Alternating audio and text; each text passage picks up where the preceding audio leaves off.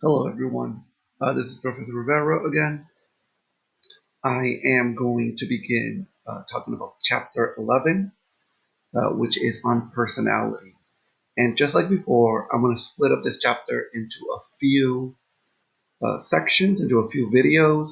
That way you can watch whichever one it is that you need. In this video, I'm going to begin talking about the psychoanalytic approach. Um, and I'm going to begin talking about Freud. Now, Freud uh, is probably one of the psychologists that most people know about. They've heard about Sigmund Freud.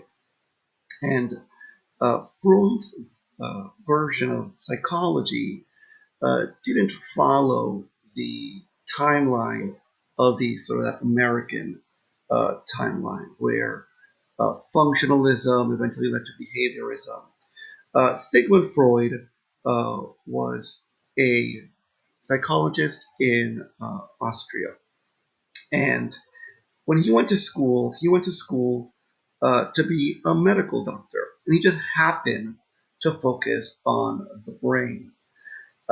And when he started his practice dealing with people who had mental issues. But there's a problem, which is it doesn't matter how much you know about the brain, even today. Even if you know everything there is to know about the brain today, there really isn't a whole lot you can do if someone shows up to your practice and says, "I have depression, I have anxiety, I'm not getting along with my wife or my husband, or I'm having issues at work." Those are things that are better dealt with, not by dealing with the physiology of the brain, but by dealing with the psychology of the mind. And so Freud goes into basically everything he knows and about the philosophies of psychology at the time.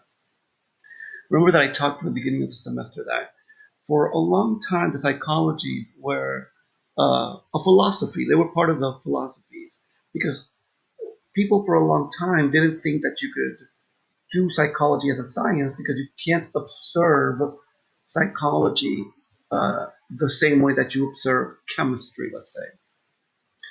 But it is when uh, Freud begins psychology, he starts sort of in that physiologist type of psychology because he's studying about the brain. When he begins his practice, he starts to take in some of those philosophies, the ideas like you have an unconscious mind and a conscious mind.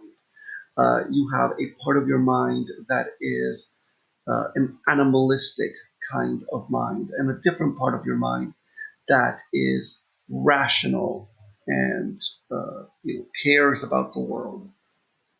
All of these things are kind of taken from the uh, the philosophy. Now, there is a third part to Freud's psychoanalysis, the physiological things that he learned in college, the philosophies that he incorporated, and also talk therapy. And he really gets this from a colleague of his, Dr. Brower, who dealt with a woman whose name was Anna O. At least that was her pseudonym in the papers that he wrote. Anna O suffered from certain ailments that couldn't be explained because of medical reasons, right? There was nothing wrong with her legs. There was really nothing wrong with her vision. And yet, she couldn't move parts of her body. She had issues with vision. She had other forms of things that might be called psychosis. She had delusions and things like that. Um, Brower dealt with Anna O's issues with a form of talk therapy, including things like free association and hypnosis. Uh, Today we know that how Dr. Brower dealt with Anna O was probably not good. and he probably made things worse.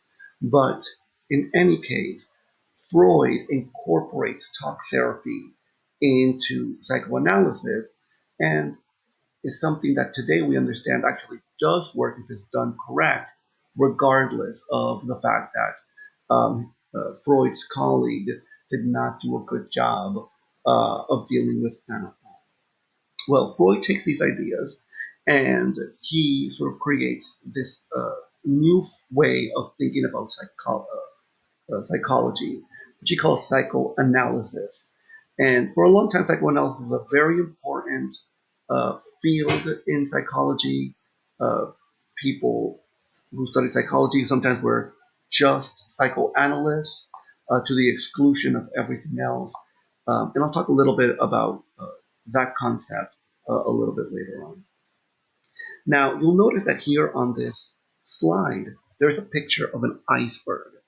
And that an iceberg is usually a symbol that's used in psychoanalysis to explain the mind. The idea being that there are parts of your mind that you have access to, that you are aware of. Includes all of your conscious mind, all the things you remember, uh, all of the ideas that you have right now, that you are aware of right now. And again, this is symbolized by the part of the iceberg that is above the water. Now, the part of the iceberg that's under the water, you don't have access to. It is sort of hidden from you.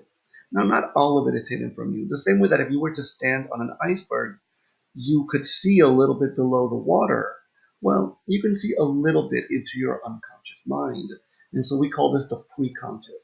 So maybe if I ask you some ethical question, do you think that this is right or wrong? You might go, oh, it's right or wrong. And if I ask you, why do you think that? Well, maybe you can come up with a good reason that's a little bit hidden in your mind. You're not always thinking about it. But if you look through the surface, you'll be able to kind of tell me why you think something is right or wrong. But there are parts of your unconscious mind that are completely unconscious to you. You don't have access to any of them. And so this, again, is your unconscious mind. You'll also notice that there are three lines there that are called the ego, the superego, and the id. I'm going to talk about those a little bit later. So, okay, it is your id, your superego, and your ego that kind of work together to create what is your personality. And each one of these does something slightly different that the other can't. Um, Now, none of these are actually you, right? There's the ego isn't you, the superego isn't you, the id isn't you. These are just aspects of your personality that work together or work kind of really sometimes against each other to create your personality. Now, the first one that I want to talk about is your id. And a lot of people talk about their id like the little devil that sits on their shoulder, telling them what to do, things that are sort of animalistic tendencies or immediate gratification feelings, like eat that cake, grab that person's butt, punch that person in the face. They are aggression, violence, sexuality, your most animalistic self. Your ego is kind of that referee in the middle. It, it should be able to tell your id, stop, we're not doing what you want. It should also be able to do the same thing to your superego. Stop, we're not going to do what you want. But of course, sometimes your id and your superego are right. And it should be your ego that says, we're going to do what the id wants, or we're going to do what the superego wants. It should be your referee. Now, on the other side, you have your superego.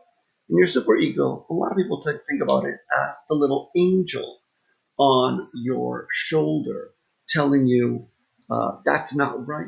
You shouldn't do that. Uh, in all of the morals and conscience that you have internalized throughout your life. However, your superego isn't exactly nice about it. Let me first say this.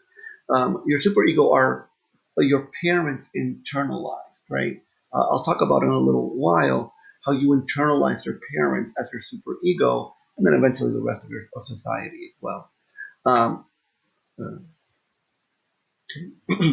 Now, let me hit over here the id. Your id doesn't understand reality. Okay, all your id wants is whatever is immediate gratification. You have your id from the moment you're born. It's your animalistic self. I want it now.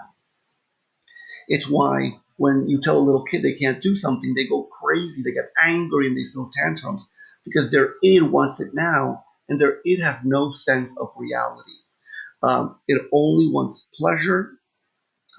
There's a drive to, again, immediate gratification.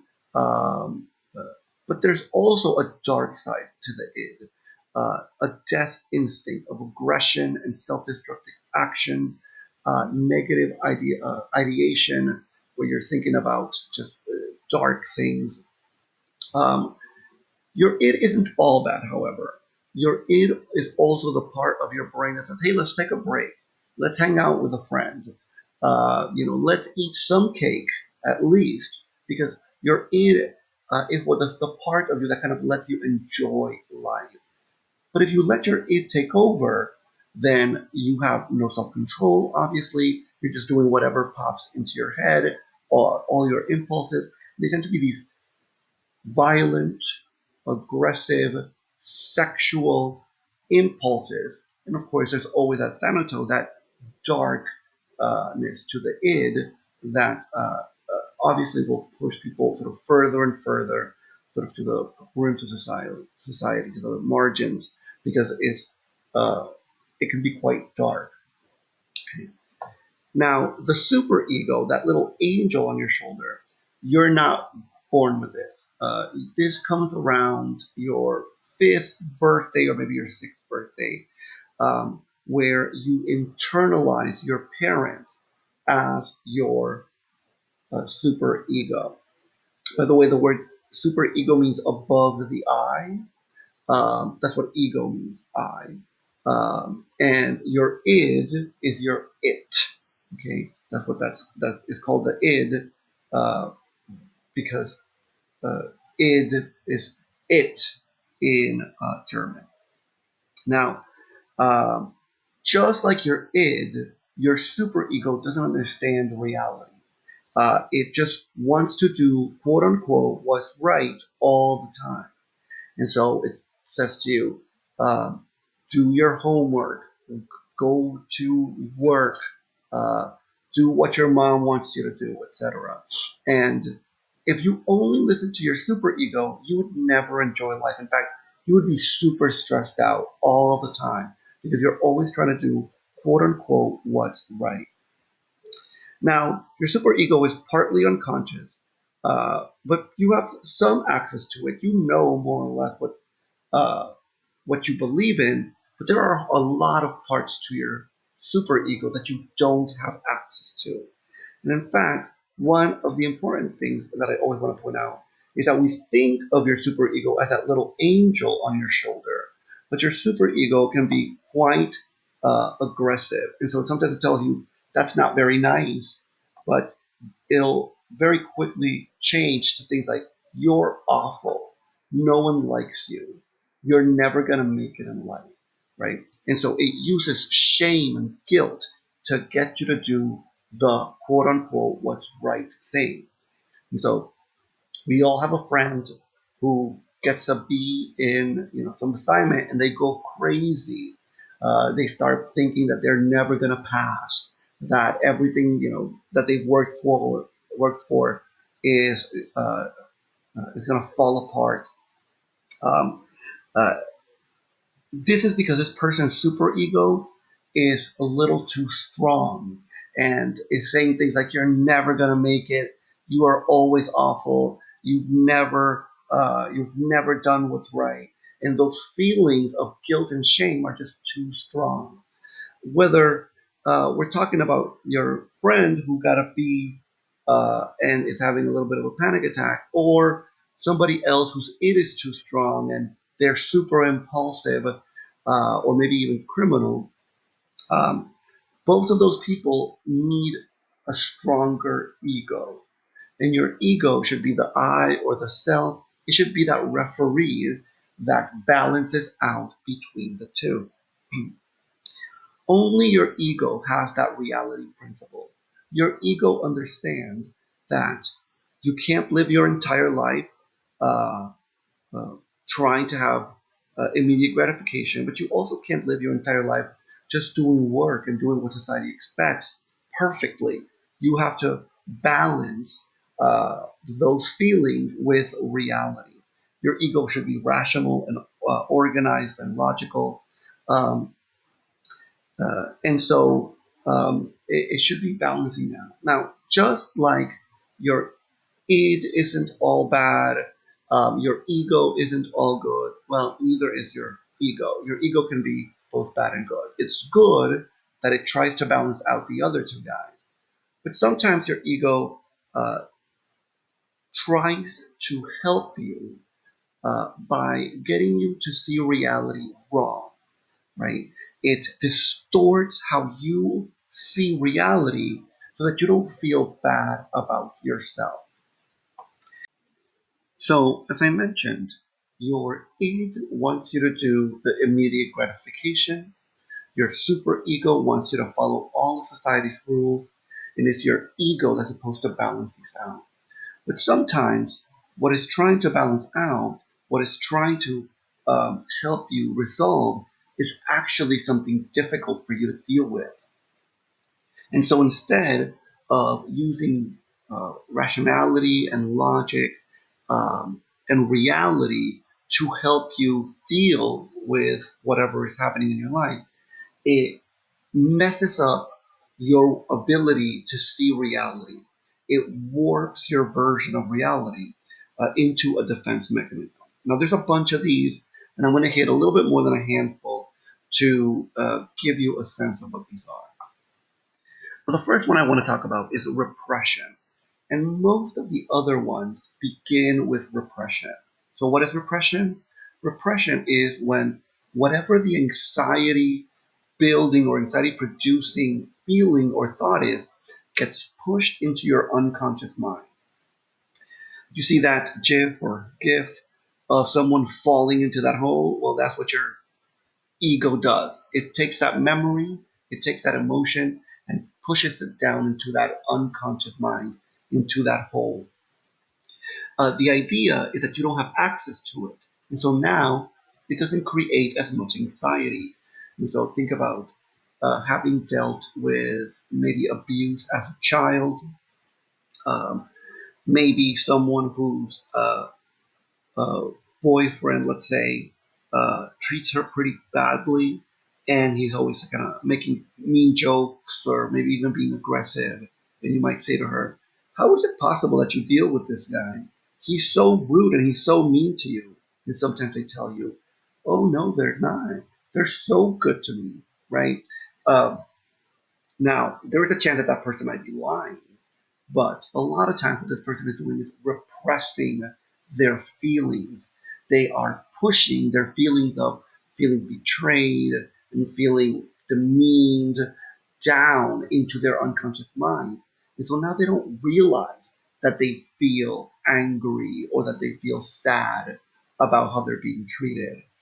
Now, there's sometimes a way to notice if the person is just lying to you or if they are really repressing the feeling. And one of those ways is that the feelings of repression, they don't really just go away. They're just unconscious.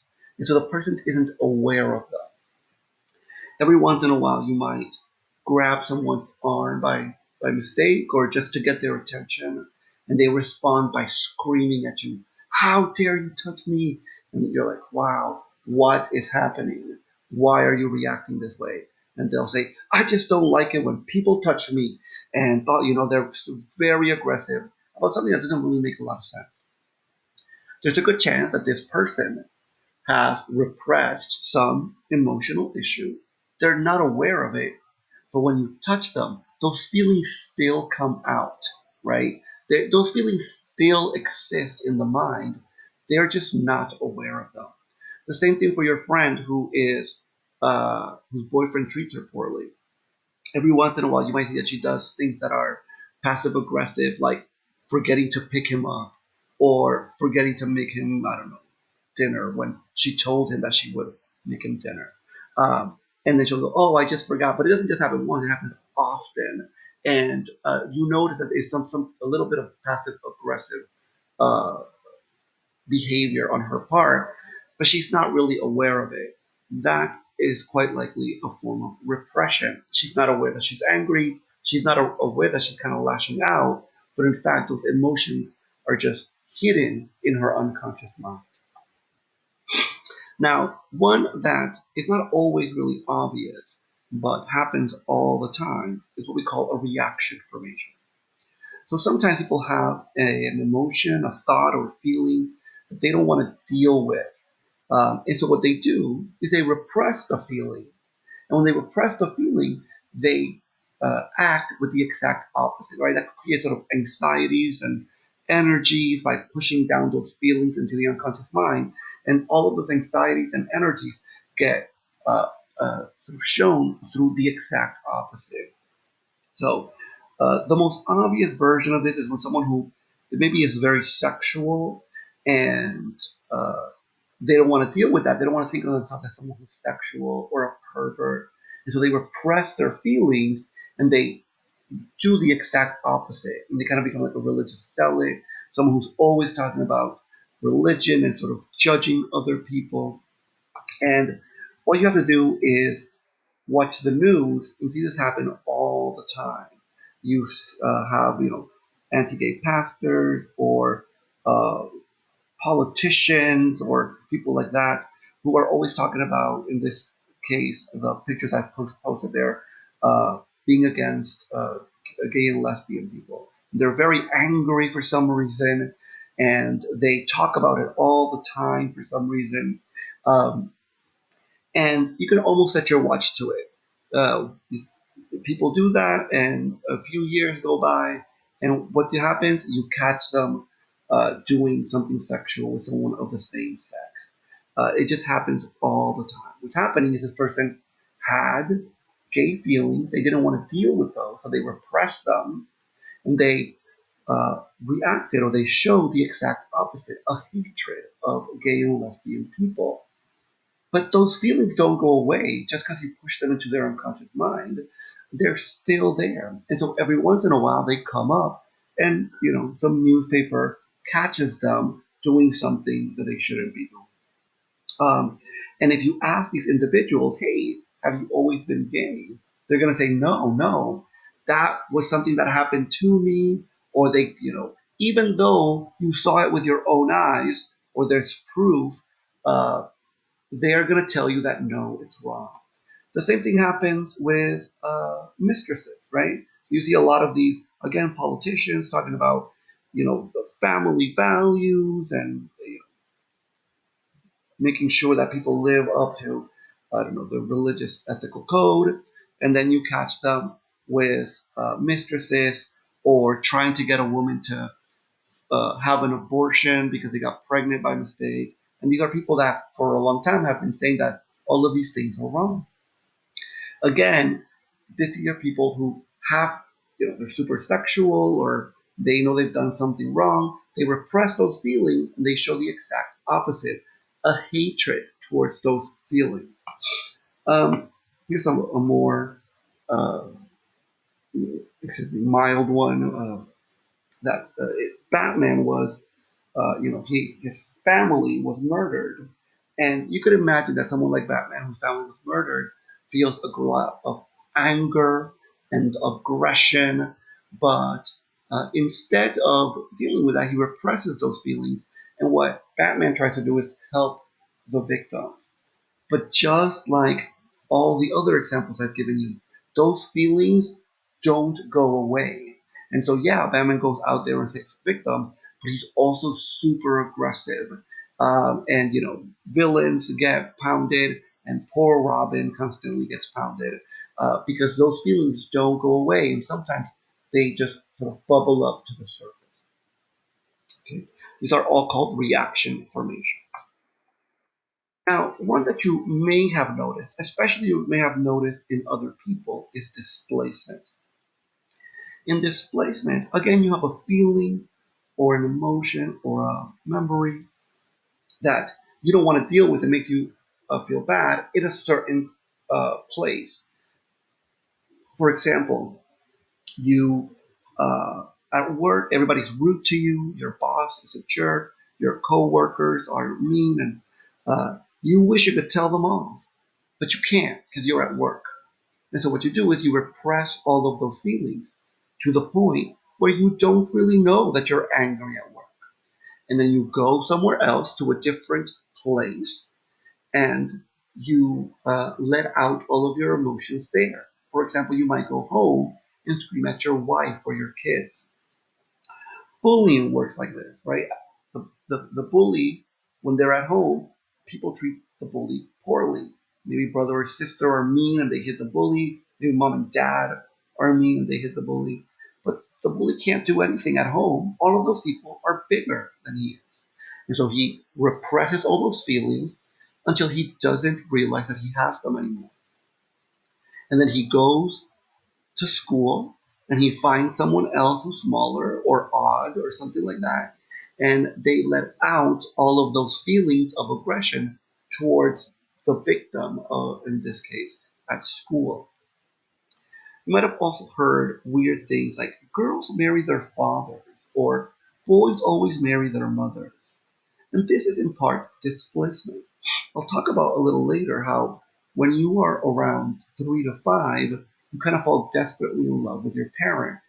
But eventually you realize that there's something wrong with that and you repress those feelings. Years later, when all of your normal adult sexuality comes back in, uh, the person you look for as your romantic partner is someone that reminds you of usually your opposite sex parent. Let me see if I have there is a bully there. I wanted to show you this picture. This picture is a picture of Lady Gaga's boyfriend at the time and her father. Um, and it doesn't take a lot to notice that they look really similar. Now, point of order, most people don't fall in love with someone who looks like their parent. Usually they fall in love with someone who is similar in personality to their parent. But sometimes it's super obvious, like this example here. Now, I wrote there, will not notice. Most of the time, these defense mechanisms, people don't notice them.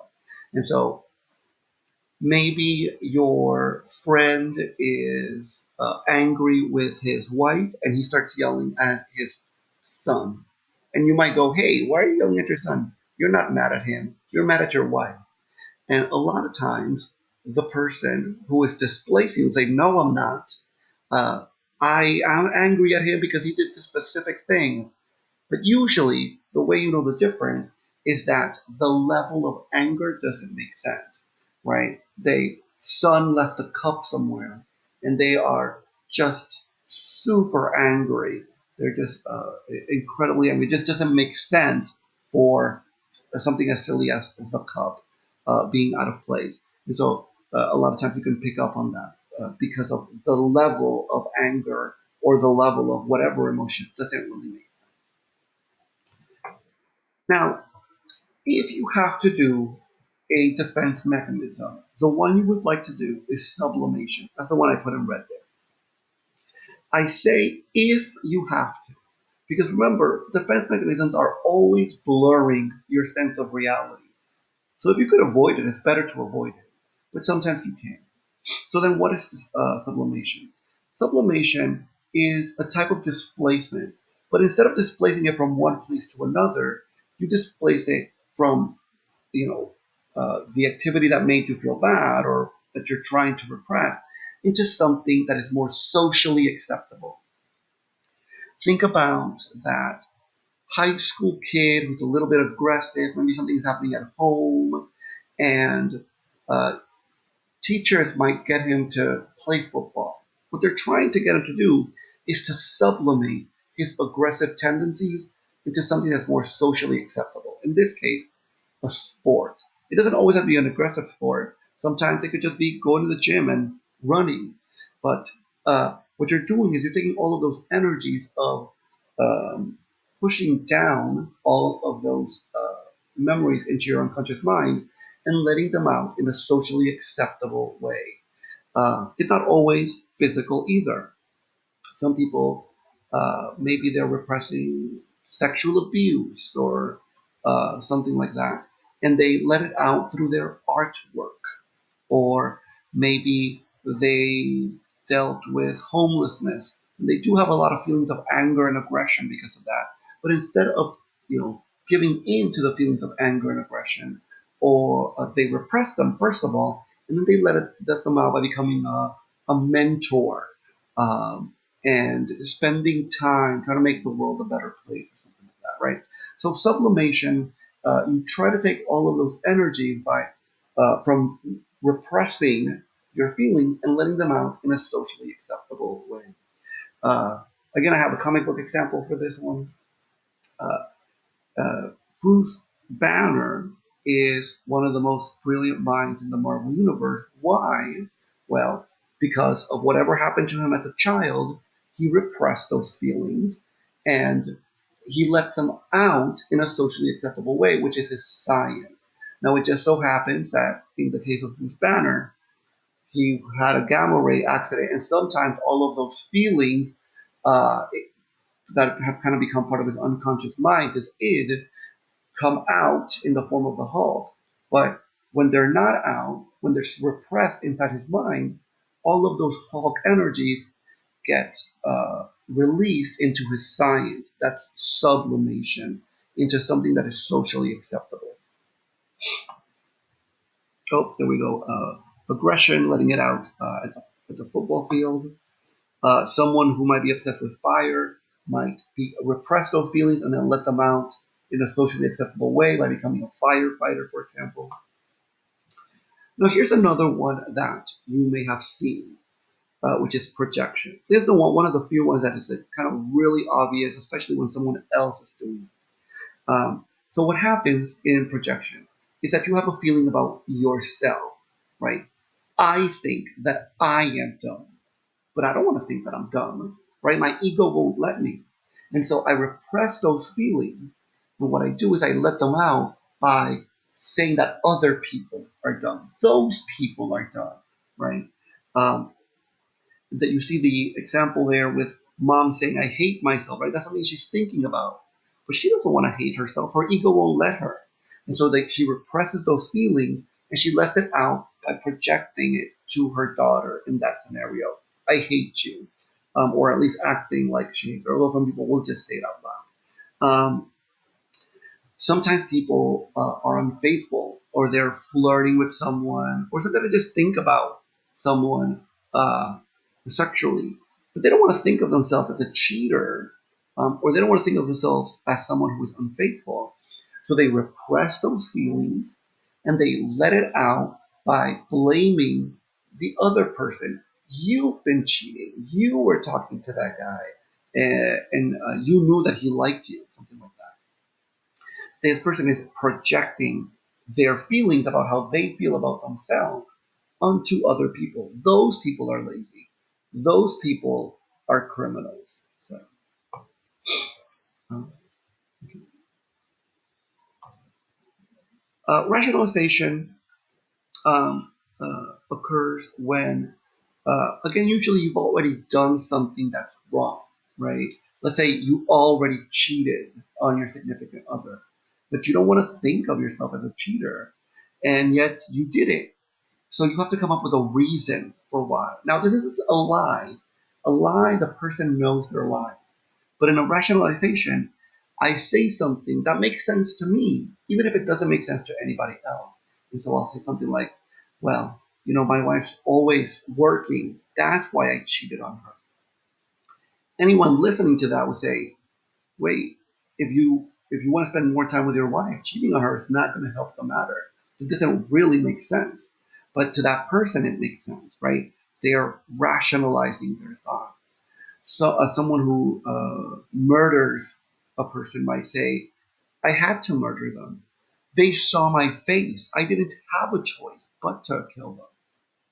And you might say, yeah, you had the choice to not kill them, for example, right? Um, but the person, the criminal in in this scenario, will go, no, I didn't even have a choice. And that makes sense to them. They're rationalizing their behavior. And the truth is that the smarter you are, the better you are at rationalizing because you can actually come up with some really good excuses that make sense to you, even if they don't actually make sense in the scenario or the real world applications. But you can really convince yourself that what you did or the way you did it was the only way to do it. So this is one of those defense mechanisms that actually, if you're really smart, you do it worse. You do it more. Then you see the beast eating a whole lot and he's saying, "What? It's my cheat meal, right?"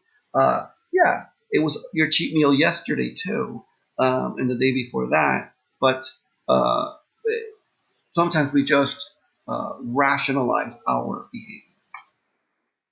So here's another example of rationalization. Someone steals cable and they'll say, everybody steals cable, or oh, these cable companies they rip you off. So if some people steal cable, it's not so bad. Well, except that you're still stealing. All of that might be true, but the fact that you're stealing doesn't balance out whatever the company is doing. This is just a way that we rationalize or excuse our behaviors, and we really believe it when we say it. Now, regression is when you retreat into a characteristic of an earlier stage of development. And I'm going to go a little bit more into regression a little bit later. I'll give more examples. But um, let's say something difficult happened in your life. You're owed up a lot of money, or some company is harassing you. And it would make sense for you to call your mom and be like, hey, mom, I'm having this issue. I need your help. Could you give me some advice? But a lot of times we don't do this. What we do is we call mom and we start acting like a little kid. Oh my God, I don't even know what to do. And you throw yourself in the bed or you start to cry, right? This is a form of regression. You're going back to a previous state of development because it's just too stressful to deal with reality. All right, guys, I'm going to shift topics here and I'm going to talk about Freud's psychosexual stages. Now, Freud is one of the first researchers that points out that what happens to us in childhood affects us our entire life. And he says that what's happening is that there are certain stages from around uh, age 1 or 0, birth, to around where puberty hits, where we are trying to deal with our id and our sexual drives. That's why he calls them psychosexual stages. Because the sexual here doesn't necessarily mean sex, it means those inner drives. Although I should probably point out that Freud was obsessed with sex, and he probably had some issues, underlying issues of his own. Um, and yet these stages are still very apparent even today. Even people who don't love Freud, who think like it's time that psychology moves away from Freud, his theories are a little too old, etc., consistently have a problem because his stages still hold true, even with the science that we understand now. So, what happens first? Well, first of all, when you are born to around year 1, you enter your oral stage. And the reason he calls it his oral stage uh, is because it's during this stage that your mouth is the main way that you get pleasure, right? And so eating and feeding and just sticking things in your mouth, like little kids love sticking things in their mouth. This is how the child feels pleasure. And so now, what the child is trying to deal with here, the drive here, is eating and eventually weaning the child from the breast or the bottle into eating whole food.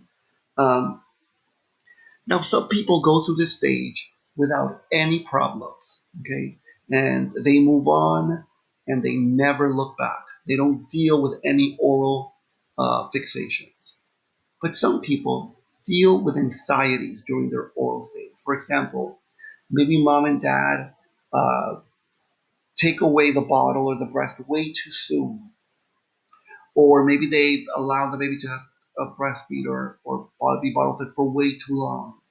Or maybe mom and dad are just not good. The baby cries long time without anybody feeding them. All of these things might create anxiety for the child. And if the anxiety is strong enough, this child will become fixated here. That means that when they're grown, when they're men and women, sometimes they will still have oral fixation. They will be stuck in this stage. These are things like smoking, the need to put something in and out of your mouth. A lot of times when people stop smoking, they still, I don't know, will have a toothpick that they are always putting in and out of their mouth. Um, they eat a lot, or they are kissers, or they're obsessed with oral hygiene. These people are fixated in their oral stage. Now, some people do a reaction formation. In a reaction formation, this person is doing the opposite, right? So they're fixated in their oral state. They have a desire to uh, put things in their mouth or to be obsessed with the mouth. But sometimes they will restrict, right, that feeling. That's because they're repressing those feelings and showing the exact opposite, a reaction formation. Now, sometimes this is literally uh, uh, they do this literally, like maybe this is their friend who's always dieting. They're always in a diet. They're always saying things like, oh no, I already ate, or no, I can't eat. I have to go on a diet. Um, but sometimes it's symbolic. They will restrict their speaking. So words are something that come out of your mouth, for example. And so what they do is they stop themselves from talking. And this is your friend who you might say, hey, where do you want to go eat today? And they'll say, oh, why don't we? And they put their hands over their mouth and kind of mumble into them. And you go, hey, I didn't hear you. What did you say? And they, oh, maybe that was.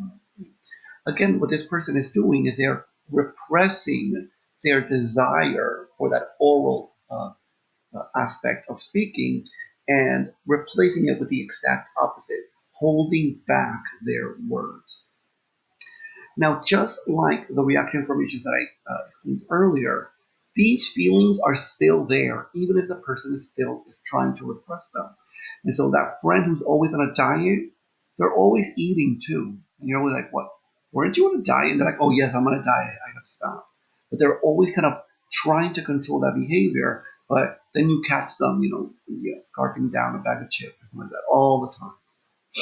Now, some people are in their oral stage, but they try to do what is socially acceptable. So they've repressed their feelings, but now they're trying to do something that is socially acceptable with that energy.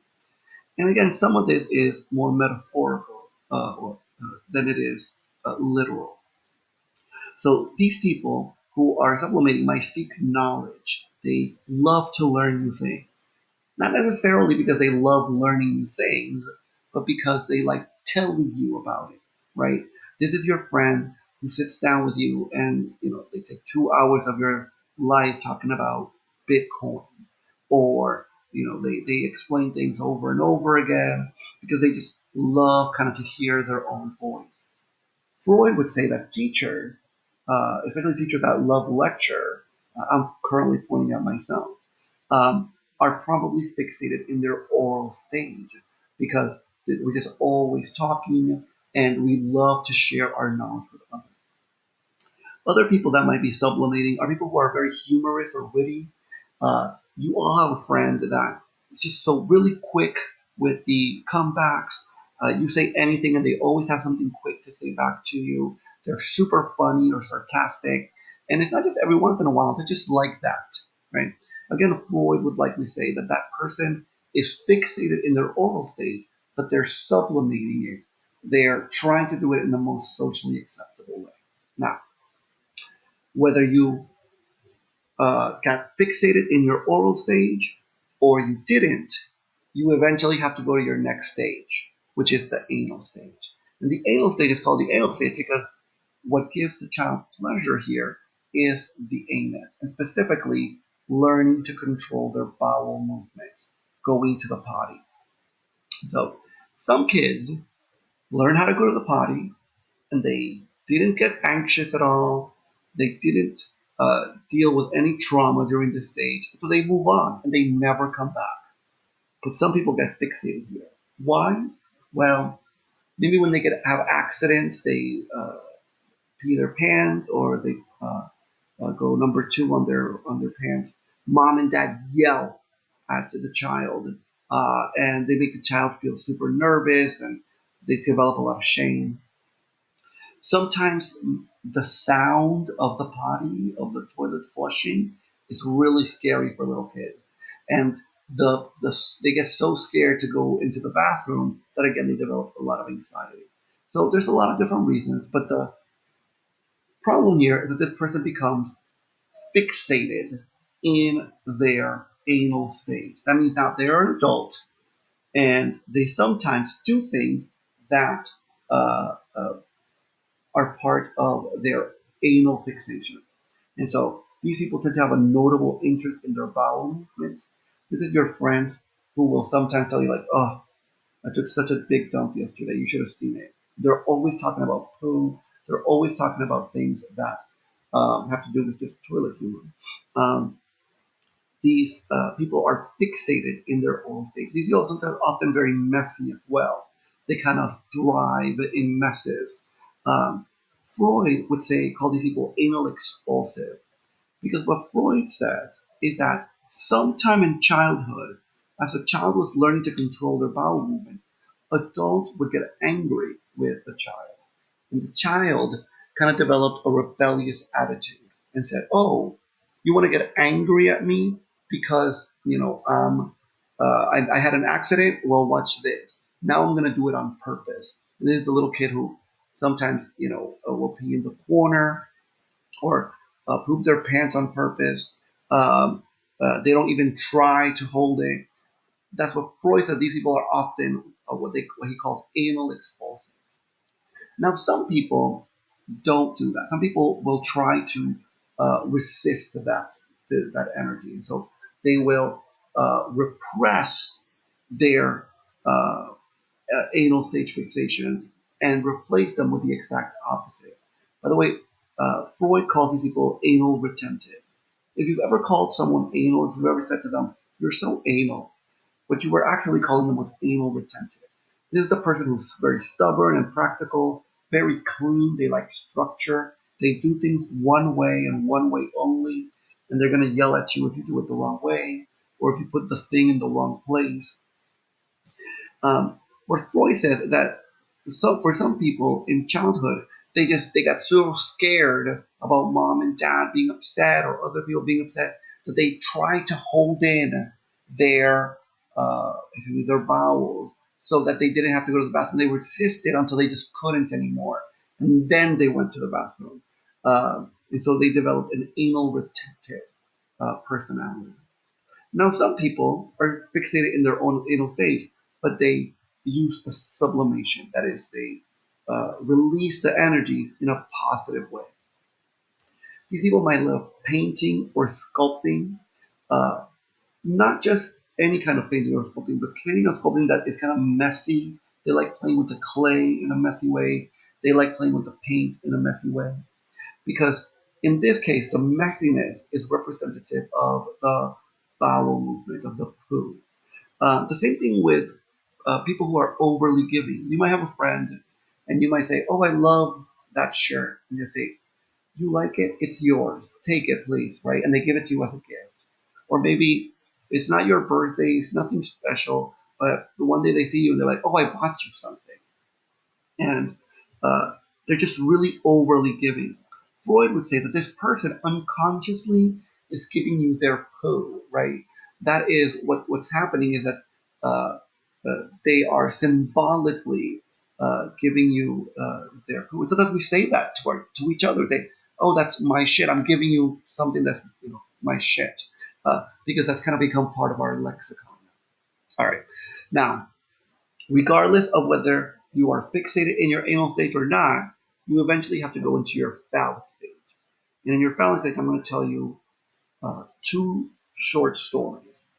These are actually myths um, from the Greek mythology. And so there at the bottom, you see Oedipus. Now, the story of Oedipus, Oedipus was a king. But before he was a king, he was a baby. And his dad was a king. And his dad went around doing Greek hero things. And one of the things that Greek heroes always did was they went to the oracle at Delphi. And the oracle was a little girl, usually like a 16-year-old, who um, told you the future by uh, communing with the gods. But the oracle never told you the future in a straight way. It would always tell you the future in a weird way. And so Oedipus's father asked her what's going to happen, and she tells him that one day his son Oedipus will grow up and murder him. And not only that, but Oedipus will marry his own mother. And so Oedipus's father thought, that's awful. We can't let that happen. And so he decides to kill Oedipus. But in Greek mythology, you can't kill your own family because the fate will get angry with you and they will make you go crazy. But there's a loophole. And the loophole is that if you leave a baby in the wilderness and an animal eats it, well, then technically you didn't kill it. But the dad kind of feels bad. And so instead of doing that himself, he sends one of his servants. And his servant also feels bad. And so instead of leaving the baby out in the wilderness, a couple goes by in a carriage. And the servant gives the baby to the couple. Now, the couple ends up also being a king and a queen. And so Oedipus still grows up to be a king. And before that, he's a Greek hero, and he goes around doing Greek hero things. And one of the things that always happens to Greek heroes is that they go to the oracle at Delphi. And the oracle at Delphi tells Oedipus, one day you will grow up and murder your own father and then marry your own mother. And Oedipus, just like his father before him, thinks that this is awful. But what Oedipus doesn't know is that the people that he calls mom and dad are actually just adoptive parents. And so Oedipus decides to never go back to his home so that he never ends up murdering his father and marrying his own mother. And by mistake, he ends up in his real parents' kingdom. And things happen, and he ends up murdering his father and then marrying his mother. And then the fates find out, and you can't kill your own family members, so he goes crazy and he plucks his eyes out. That's the picture you're seeing there with his eyes plucked out. Now, that's story number one. Story number two is about Electra. Now, I only have a picture of Electra, the comic book character, but I'm actually talking about Electra, the Greek mythology character. And so, who is Electra? Well, Electra is the daughter of Agamemnon. And Agamemnon was one of the generals in the Trojan War. After the Trojan War, the Greeks are sacking Troy and they're stealing all of Troy's jewels and money. And one of the things that they used to do was they would steal girls. And so he stole a girl named Cassandra. And Cassandra could see the future. And she told him, don't take me. If you take me, your wife will kill us both. But she had also been cursed by the gods that no one would ever believe her. And so Agamemnon doesn't believe her. And he takes her. And sure enough, when Clytemnestra, his wife, sees that Agamemnon has brought this girl, Cassandra, to their to their kingdom, she's enraged and she plots to murder Agamemnon, and she does, and Cassandra. And Electra is the daughter of Agamemnon and Clytemnestra, and she loved her father. And when she finds out that her mother killed her father, she plots to murder her own mother, and then she does. Right. So there, I told you these two crazy stories that have lasted uh, millennia, and you might be asking yourself, what does that have to do with anything? Well, Freud says that the reason those stories are super important is because they are part of our unconscious mind. And they kind of reveal themselves in literature, but in reality, those are feelings that we all go through in childhood, specifically when we're around 3 to 5. So I'm going to start out with boys. Okay, boys go through that Oedipus complex.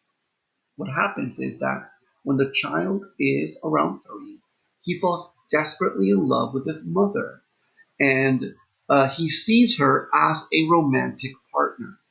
But the boy knows that dad also wants mom as a romantic partner, and he decides that there's only one way to deal with dad, and that's killing him off.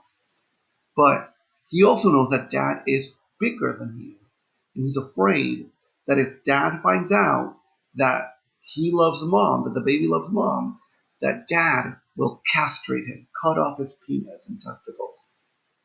And so what the little boy does is that he kind of hides his desire by acting. And he buddies up to dad, like, hey, dad, you and I are great buddies. And he's just acting. But what he's trying to do is learn everything he can learn from dad so that he can kill him off and keep mom to himself. Now, right around 5 years old, the child starts to understand that all of these feelings are bad, they're kind of wrong. And so instead of dealing with them, the child represses those feelings.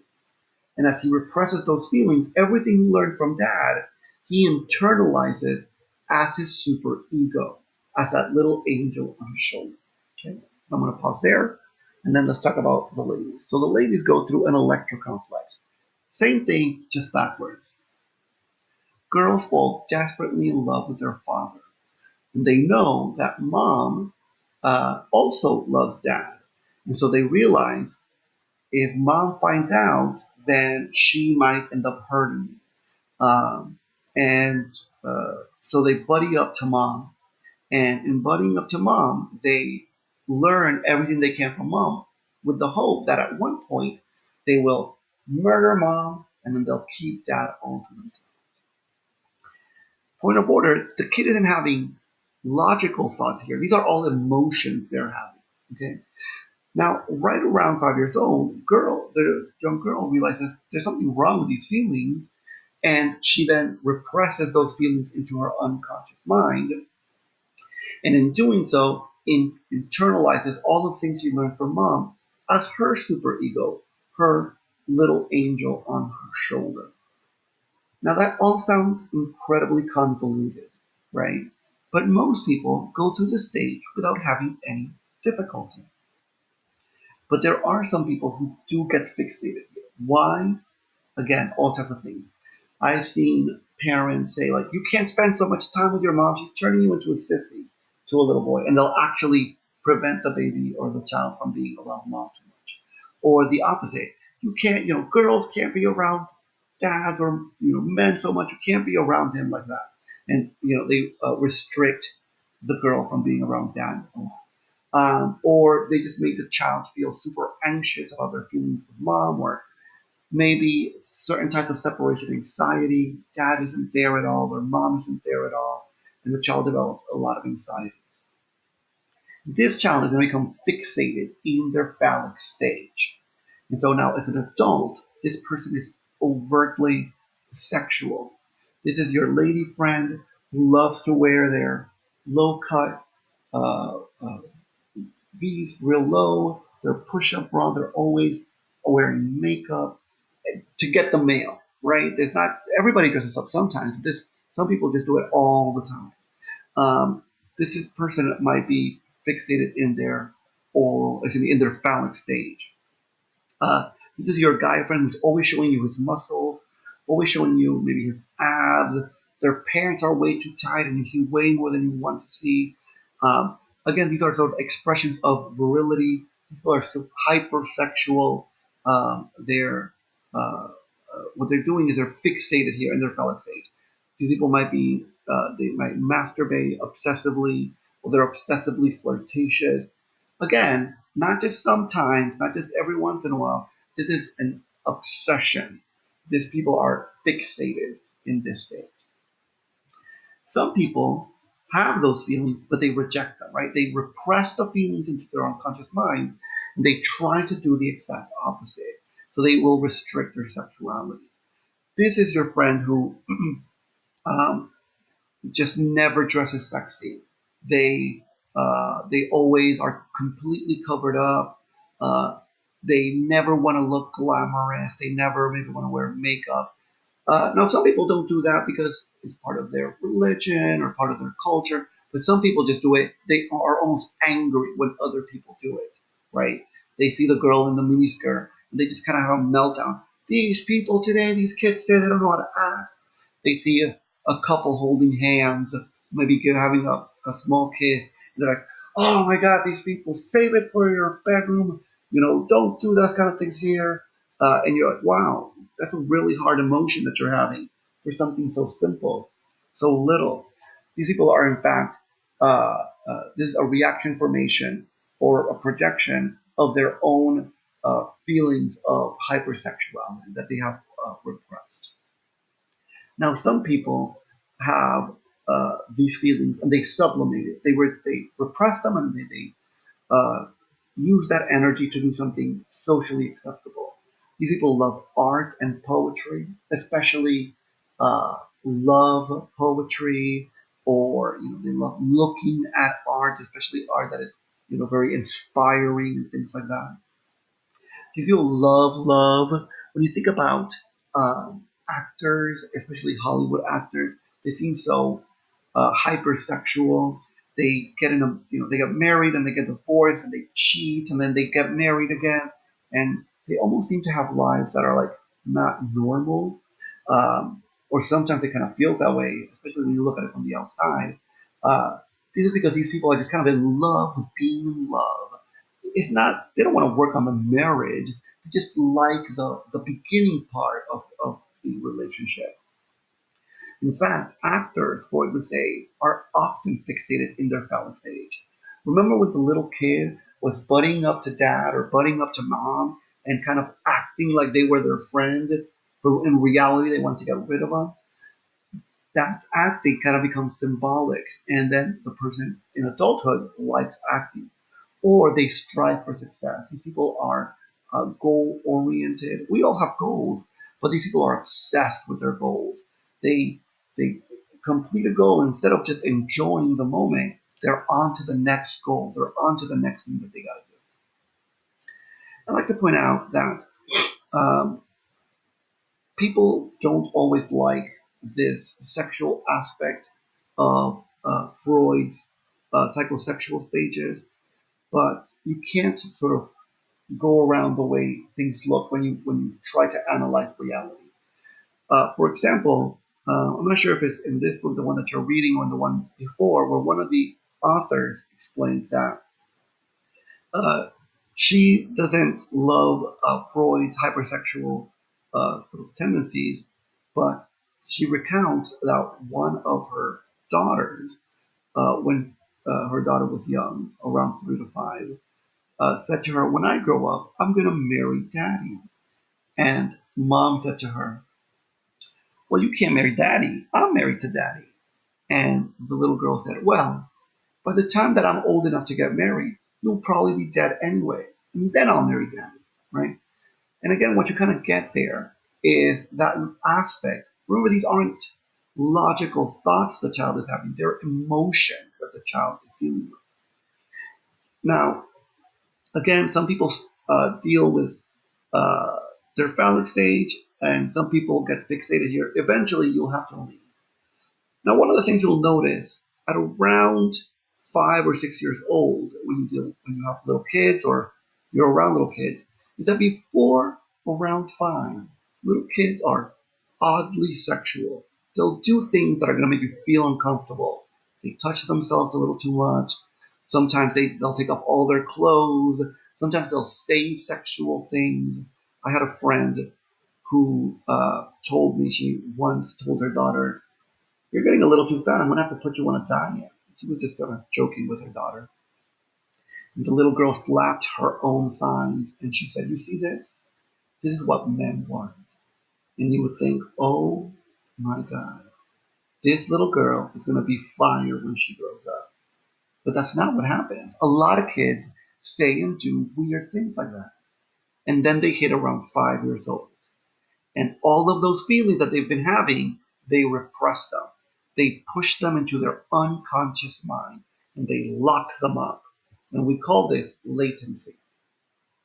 So this starts to happen right around elementary school or just right before elementary school. Children um, repress all of the sexual feelings that they've had. And now, when you meet a 5-year-old to around maybe a 10-year-old, these these kids don't seem particularly sexual at all. They very rarely talk about anything that's sexual.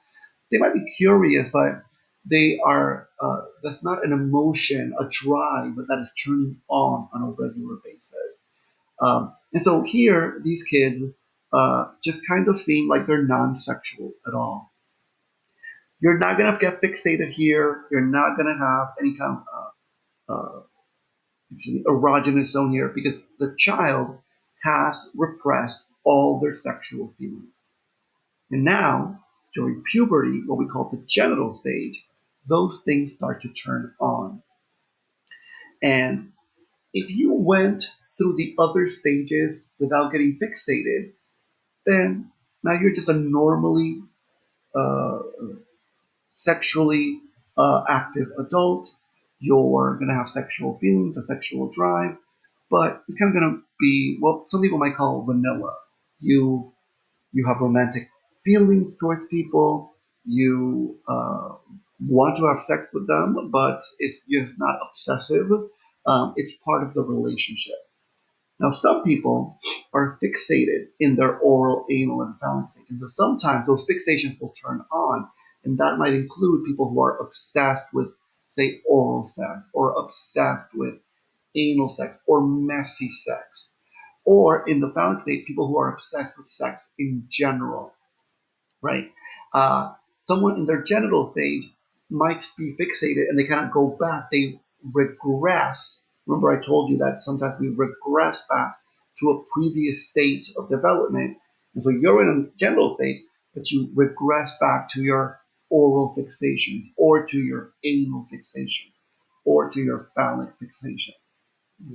So this is what we would call uh, Freud's psychosexual stages. Now I'm going to pause here, and in the next video, I'm going to talk about humanistic psychology.